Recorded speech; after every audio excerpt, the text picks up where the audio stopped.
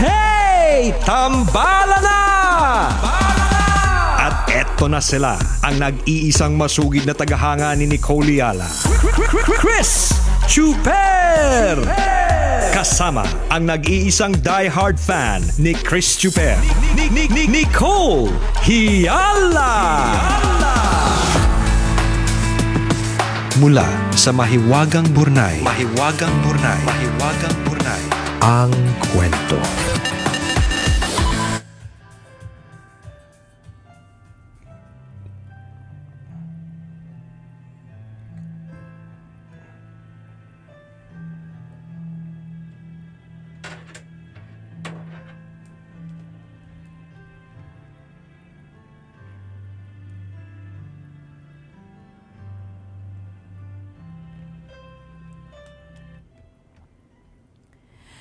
Dear Nicole and Chris,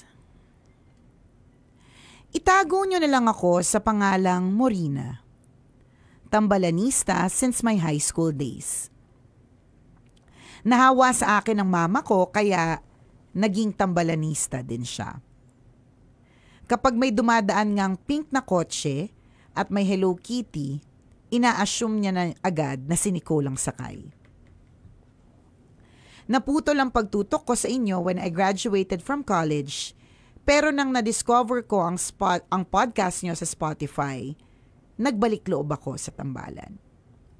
Hindi nyo lang tinatanggal ang stress ko sa work, ang dami ko ding natututunan sa inyo. Sana po ay mabigyan nyo ako ng payo. Kaibigan ko sa work si Ziggy. I am comfortable with him. Kahit may posisyon sa trabaho, he is very approachable. One day, tinext daw siya ng nanay niya para sabihin kailangan bayaran ng tubig nila. Humiram siya sa akin at hindi siya nagdalawang salita. Nagbayad naman siya agad. After some time, wala na daw siyang pamasahe kaya humiram siya sa akin ulit ng 1,000 para maitawid ang 1 linggo bago ang sweldo. That was May last year. 1 week after ng sweldo, nag-PM ako kay Ziggy at pinaalala ko yung utang niya. He did not even open my messages. I was disappointed dahil tinakbuhan niya yung utang niya. Pagdating ng December, naisipan ko siyang i-message ulit. Baka naman sakaling magbayad dahil bigayan na ng 13th month pay. Sumagot siya agad at nag-apologize dahil natagalan daw ang bayad niya. He reconfirmed my GCash number. I waited and waited. Feeling ko naubos na ng lahat ng empleyado ang 13th month pay nila pero wala akong natanggap na bayad from Ziggy. Nag-PM ako ulit pero gaya ng dati, my messages were left unseen. Tingin ko professional na utangero siya. Yung tipong padadamahin ka sa una kasi magbabayad agad, pero sa pangalawang pagkakataon, pahirapan na. Tambalan, bigayan na naman ang 13th month pay. Sisingilin ko pa ba? Mabait pa din ba dapat ang messages ko or wawarlahin ko na? Or instead of singilin siya, i-let go ko na lang ba yung 1,000? Thank you Nicole and Chris for reading my letter. Sana naman marinig ito ni Ziggy. Baka sakaling makonsensya at magbayad. Sa mga kapwa ko tambalanista na nakakuha na ng year-end benefits tulad ng 13th month pay, bayad muna ng utang bago mag-shopping at magwalwal. Hindi naman kayo nahirapan nung umutang kayo, kaya wag naman pahirapan sa pagbabayad. Ang inyong tambalanista since 2004, Morina.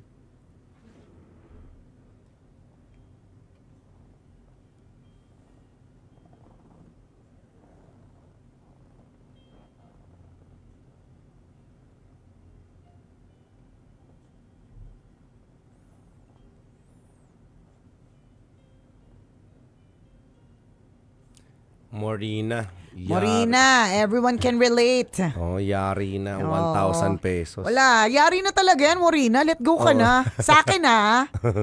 Ako ay yung Ayoko na lang mag-talk eh. Charot. Nilet go ko na lang, nilet go ko and nilet God. Sinisip ko na lang, may darating na mga ibang biyaya in another form. Iniisip na lang ng mga nagpautang nang hindi nabayaran, iniisip na lang po natin na at least nakatulong tayo at some point in their lives. Kumbaga, dapat yung burden mo rin na wala sa'yo. 'Di ba? Kasi ang nangyayari nito, parang may control pa si Ziggy sa buhay mo eh. Para sa akin even if it's in terms of utang o kaya galit, 'di ba parang gano'n? Kapag kagalit ka sa isang tao, binibigyan mo siya ng control sa buhay mo eh. Na instead na kalma ka lang, chill ka lang, masaya ka, 'di ba? Kapag ka meron kang kaaway o meron kang kagalit, nakokontrol ka nila. Yes. 'Di ba? Kontrolado nila yung emotions mo, 'di ba? Na dapat hindi. Dapat chill ka lang. Sa tingin ko dahil ilang nag 13th month pay na last year, tas 13th month pay this year. Mahaba-haba. Hindi, mahaba-haba na. 'Di ba? Pwede mo namang i-try warlahin, pero is it worth it? Is it worth the stress? 'Di ba? Wala na talagang balak magbayad 'yan. Kasi kung meron talagang balak magbayad 'yan, nagbayad na 'yan kahit paunti-unti. 'Di ba? Hindi unseen, kuha ng GCash number, tapos reconfirm, tapos hindi naman mangyayari, tapos umaasa ka pa rin. Wag na. Ako para sa akin, wag na. Oo, i-let go mo na yung 1,000 na yan. I-bless ka na ni Lord in some other way and form. Totoo. Dapat ganun na lang yung mindset ganun mo. Na lang. Hindi namin sinasabi na 1,000 lang yan. Kasi for some, talagang malaking bagay yun. Totoo naman. Pero pinaghirapan mo yan. Oo. Diba yung 1,000 yan, malayo ang mararating ng 1,000 pesos. Sabi nga sa inyo, naglalaban-laban yung mga tao dito sa Christmas parties para sa 200 di ba? Kaya gets namin yung ipinaglalaban mo. Ipinaglalaban nating 1,000. Yes. Pero ang tanong dito, mental health and anxiety versus 1,000. Totoo yun. Ganun lang din. Maraming pagkakataon sa buhay natin na dapat nating i-let go eh. 'Di ba? Kaysa pahirapan yung sarili mo. Tama. Hindi lamang sa utang, 'di ba? Sa halimbawa sa jowa mo. 'Di ba? Kunyari tatlong taon mo nang dinadala yung breakup ninyo, hindi ka pa rin maka-move forward. Yan. Medyo talo ka na doon. Yes. Yung utang na hindi nabayaran, 'di ba? 1 taon mong dinadamdam. Hanggang ngayon ibinurnay mo pa, 'di ba? Iniradyo pa natin. Correct, 'di ba? With the hope na marinig ni Ziggy. He has control over you. Totoo, hindi na maganda ang effect sa iyo, yung impact, 'di ba? Para hindi mo mag-effort ka na gumawa ng sulat, tapos naghintay ka na pag-usapan ito sa radyo, 'di ba? Yung thoughts na naglilinger sa brain mo, 'di ba? Parang hindi ka makatulog eh. Wala kang peace of mind. Dapat ang talo ka ulit doon. Correct, talo ka doon. Dapat ang di nakakatulog yung Ziggy eh, 'di ba? Ganun talaga sa mundong ito, may mga professional utangero meron at po talaga. utangera. Ang mga professional na mga utangero at utangera, yan yung napakadami po nilang rason, drama. Ilang beses na po nilang pinatay yung lolo't lolo nila. May nangyari sa ganito, may ganyan. Pwedeng professional utangero at utangera o meron talagang sadyang kulang lang talaga. So pwedeng ganun din. Totoo lang din. Alam mo ang isipin mo na lang din dito, Morina. At least hindi ikaw yung nangutang. 'Di ba? Kung sinasabi namin na parang may control si Ziggy sa buhay mo kasi lagi siyang nasa utak mo, ibinurnay mo pa ganun. Paano na lang si Ziggy? Feeling ko mas hindi rin siya makatulog eh. Liliit ang mundo noon. 'Di ba? Sa halip na regular siya makakapagbasa ng messages at ikaw ay kanyang kaibigan, lumit ang mundo niya. Medyo nag-friendship over siya sa'yo.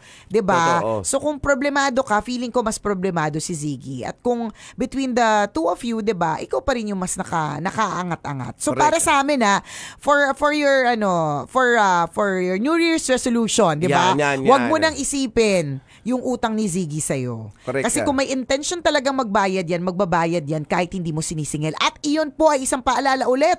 Pwede kang magbayad kahit hindi ka sinisingil. Totoo yun. Just change your mindset, Kabisyo.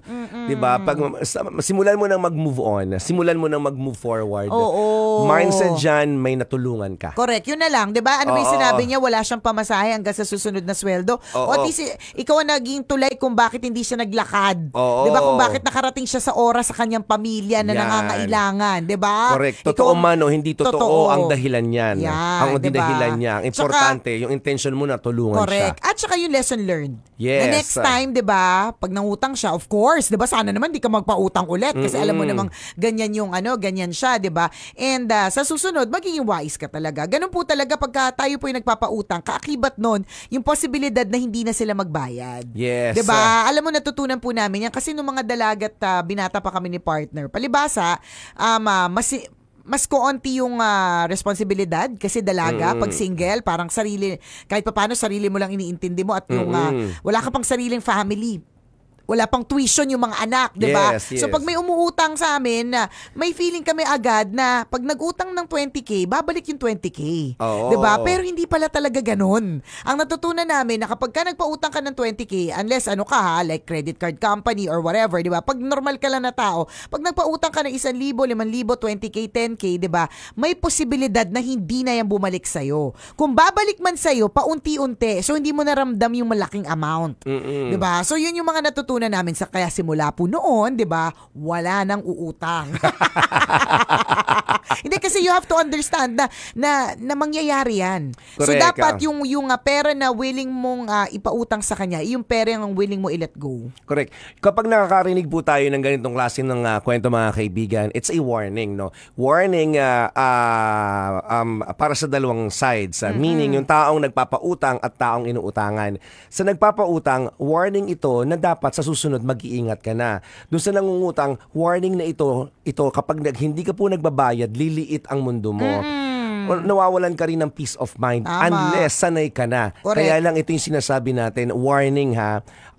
Pansinin nyo po, yung mga taong hindi marunong magbayad ng utang or hindi marunong tumupad sa kanilang obligasyon, nananatili silang ganon. Correct. Forever silang ganon. Yes, yung estado ng buhay nila hanggang dun lang. Kasi yun yung alam nila. Diba? Manlamang ng manlamang, mangutang ng hindi nagbabayad. Pero ikaw na nagpautang, hindi ba't blessed ka? Diba? Dapat may ganun din tayong realization. Tingnan niyo yung mga kakilala nyo ngayon na may utang sa inyo na hindi nabayaran. Siningil mo pero dead ma lang.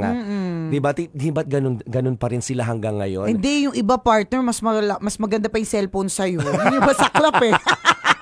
Sa cellphone lang. Oo. Pero totoo yung sa overall. Sa maraming Oo. aspeto ng buhay, ganun pa rin sila. Samantalang ikaw, na alam mo nagmagandang loob ka lang kasi ang intention mo ay tumulong sa taong Tama. nangutang, hindi ba't mas blessed ka ngayon? Diba? Dapat ganun yung mindset. Yung mga professional na mga utangero at utangera, yung mga tipong may utang na siya sa'yo, tapos mangungutang pa siya ulit. Yung hindi mo na nga nabayaran, diba? Tapos uutang siya ulit. Parang totoo ba? Bakit? Diba? Anyari? Ganun, pero yung sinasabi ni partner, pero tingnan mo, nandun pa rin siya. Yes. Diba? Tapos ang mangyayari talaga dyan, uutang sila sa iba para mabayaran yung utang sa'yo. Parang Correct. mga ganon. Diba? So, ganun lang sila. Oo. It's a cycle that goes on and on. Kasi nga, yun lang yung alam nila. Diba? Hindi nila alam kung paano dumiskarte para maresolba yung utang nila. Totoo. Ang gagawin nila, utang. That's the solution. Na They naiisip know. nila. Na ang Yes. pwedeng maging solusyon talaga ngayon ay madami tayong nakakilala na empleyado sila ng isang kumpanya. Di ba parang recently, meron tayong tambalanisa na dumalaw dito. Hindi siya umabot sa tambalan segment. Si Ems Lorenzo. Di ba? Na Yes. nagbigay sa atin ng alay. Thank you very much, Thank you, Ems. Ems. And belated happy birthday sa'yo. Ganon. Na meron siyang regular job. Tapos on the side, meron din siyang mga tinda-tinda. Kaya yung binigay niya sa amin, mga galing dun sa kanyang paninda. Di ba? So, ibig kaya pala sabihin... medyo parang Nagreklamo pa. Binigyan parang na ng alay. Parang kulang kasi di ba parang may nagtitinda kagat. siya? Charot. Hindi, pero di ba yung ganun. So, ibig sabihin, ang dami nating nakikilala na meron silang regular na trabaho, pero dahil alam nilang kulang talaga, di ba, mag-extra work. Correct. At lalo pa ngayon mga kabisyo na ang dami ng online and that everything is online. So kahit wala kang physical store, dati kasi limited tayo with a physical store eh. Ibig sabihin, pwede ka lang magbenta or pwede ka lang rumakit kapag ka meron kang lugar o meron kang pwesto. Ngayon, hindi mo kailangang may pwesto. 'Di ba? Para para maka-earn ng extra. See, diba? So yung ganun, kesa ang taktika mo, iutang ng utang, liliit yung mundo mo. Totoo Before you know it, yun. kausap mo na lang yung sarili mo, may sarili ka ng mundo. Ikaw na lang sa mundong yan. Diba? Kasi nagtatago ka Sa true. Pero, di ba, please don't get us wrong. Hindi po masama ang mangutang. Hindi, Kasi kami namin mismo kami may utang din. kami. But we know, alam naming obligasyon ito. Yes. Di ba? At yun dapat yun ang maging thinking din natin. It's an obligation. Kailangan mong tuparin o tuparin ang obligasyon na yan. Otherwise, liliit talaga ang mundo mo. Liliit yung mundo mo. Tsaka, alam mo, tingnan mo, pag may utang ka dun sa tao, hindi ka makatingin ng diretso dyan. Yes. Hindi mo matingnan ng diretso. Nakatingin ka lagi sa kisame. Oo, di ba? Nahahati yung tingin ng correct, mata mo. nababanlag ka, di ba? Di ka naman banlag, pero nababanlag ka, di ba? Kasi hindi mo siya matingnan eh. So, may ganung pagliit ng mundo. Totoo. At Yung walang ganyan. peace of mind. Oo. Yan. May nabasa ako, hindi naman yung utang sa ibang tao, kundi utang sa credit card. Paano mo daw malalaman? Si Miss Salve Duplito. Sabi niya, paano mo daw malalaman kung, wait lang. English, English, balikan natin para tama, 'di ba? Pero parang paano mo malalaman kung hindi magbabayad sa iyo ang utang ang taong nangutang sa iyo? Ayun. How do you know if you have a credit card problem? When you cannot pay your bill in full on its due date. Tinamaan tayong lahat. Nakakasakit naman yung statement na yan. Nakakasakit, pero yun daw. When you cannot pay all your bills? In full on its due date. So, di ba kapag kas credit card, Oo. ang ginagawa mo, ang binabayaran mo lang. Ako minimum lang yung sa akin. Kaya nga, so ibig sabihin, you have a credit card problem. Oo, kasi, matagal na. Oo, yan nga. Kaya nga nung nabasa ko to, ang dami naming tinamaan. Sabi kasi ni Ms. Salve, rule of thumb when it comes to credit cards, huwag kang bibili or don't buy something with it if you know you won't be able to pay in full when the bill comes. This way, you can avoid credit card debt. Kasi habang kasi ang binabayaran mo lang lagi ay minimum amount due, palaki ng palaki yung finance charges. Pag nalilate ka pa ng bayad ng minimum amount dues, may late charges din yan. Correct. In other words, hindi nababawasan yung utang mo. Correct. Naakala mo nagbabayad ka pero yung utang mo nandun pa rin. Tama. Na hindi mo rin napapansin, tumataas rin siya. Correct. Because of interest. Sa true. Yun. Diba? Kaya, bottom line po mga kabisyo, Pay your, pay your utang. debts.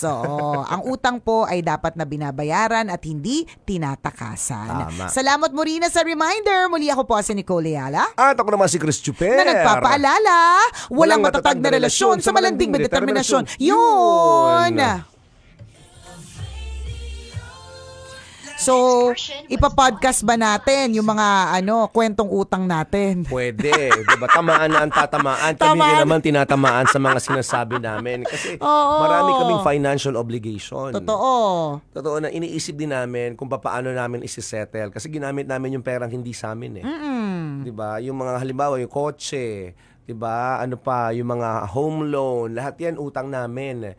Diba? Pero syempre, ginagawa namin ng paraan para maibigay yung pera na hindi sa amin. Maibalik. Yes. Diba? Maliban pa dun sa mga personal. At lahat tayo nakaka-relate sa ganitong klase ng topic kasi lahat tayo may utang. In one way or another, lahat tayo nakautang. Diba?